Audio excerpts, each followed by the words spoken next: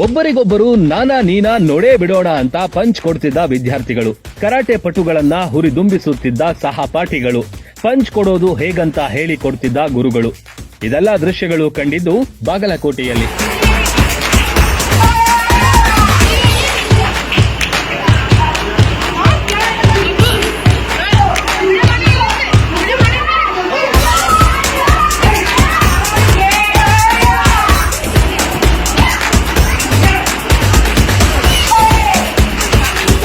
ಜಿಲ್ಲಾ ಮಟ್ಟದ ಪ್ರಾಥಮಿಕ ಪ್ರೌಢಶಾಲಾ ಮತ್ತು ಪಿಯುಸಿ ವಿಭಾಗದ ಕ್ರೀಡಾಕೂಟ ಭರ್ಜರಿಯಾಗಿ ನಡೆಯಿತು.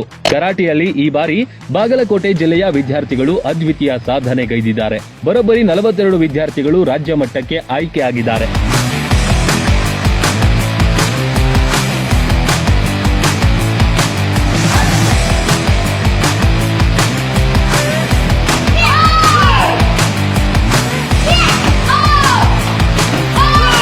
ಜಿಲ್ಲೆಯ ಎಲ್ಲಾ ತಾಲೂಕುಗಳಿಂದಲೂ ಕರಾಟೆ ಪಟುಗಳು ಭಾಗಿಯಾಗಿದ್ರು. ಒಬ್ಬರಿಗೊಬ್ಬರು ಪಂಚ್ ಕೊಡ್ತಾ ಇದ್ರೆ ಮೈ ಜುಮ್ ಅನ್ನುವಂತಿತ್ತು. ಈ ಬಾರಿಯ ರಾಜ್ಯ ಮಟ್ಟದ ಕರಾಟೆ ಕ್ರೀಡಾಕೂಟ ದಾವಣಗೆರೆಯಲ್ಲಿ ನಡೆಯಲಿದೆ. ವಿಜೇತ ಸ್ಪರ್ಧಾಳುಗಳಿಗೆ ಜಿಲ್ಲಾ ಕರಾಟೆ ಅಸೋಸಿಯೇಷನ್ ಜಿಲ್ಲಾಡಳಿತದಿಂದ ಅಭಿನಂದನೆಗಳ ಸುರಿಮಳೆ ಹರಿದು ಬಂತು.